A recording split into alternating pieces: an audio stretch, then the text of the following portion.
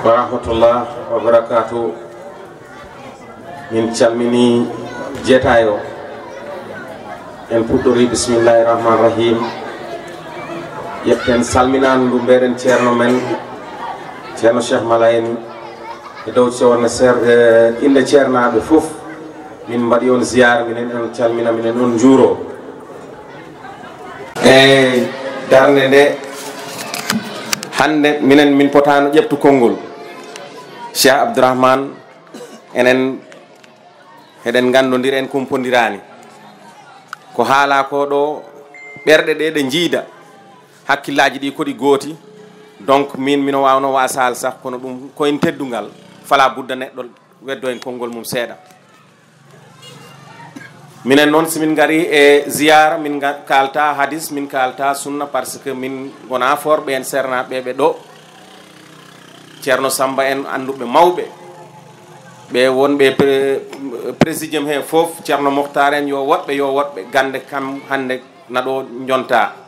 kana kañ min kaala eko faati e aduna eko faati e yonta alhamdulillahi rabbil alamin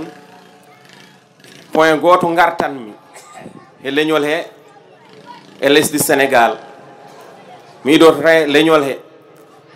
ko haala ko ɗo ceerno Samba woodi ko fuɗɗi haalinoɗo ko jingol addi ɗum ɗo fof donc noon ngol jingol ngol dañi mana ngol dañi barke alhamdulillah ngol fotani woppe caggal ngol jingol hande addi Sénégal fof hawriti ɗo te ko jingol jam jingol alquran hande galleji diine fof ɗiɗo kawriti tijaniyankoɓe ɗo kadriyankoɓe ɓe ɗo ñasenɓe ɗo muritaɓe ɓe ɗo donc Sénégal fof ndini ɗo kamen jiidi yumma e baba donc ɗum mi arta ɗon seeɗa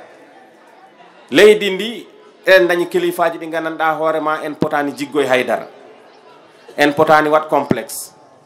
ɗum yo en gandu in paamen in jagguiranen kilifaji men kilifaji ɗi ko boppi ko ɗo ɗum koɓe cappini cukken hen sukaɓeɓe par ce que woodi ɗo huccate te hande se lesdi ndin tolni ɗo gandanɗa hoorema alhamdulillah woodi ko yakora jawdi e ngaalu kala ɗo feeñi caɗele puɗɗo seytanuji daro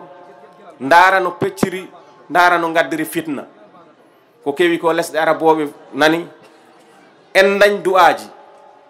wallahi en dañ du'aji mawɗi kono ɗum kewatno ɗo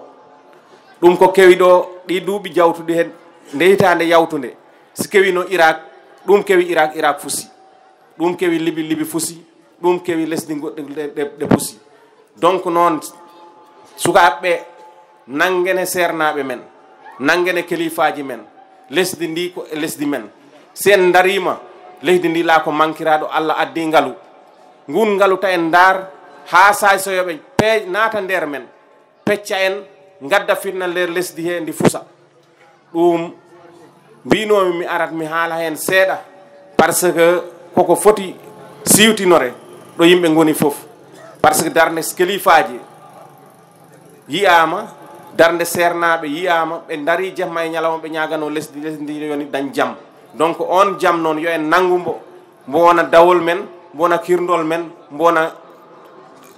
fof men ngol ɗon dawol pullo ko hen foti ngol daw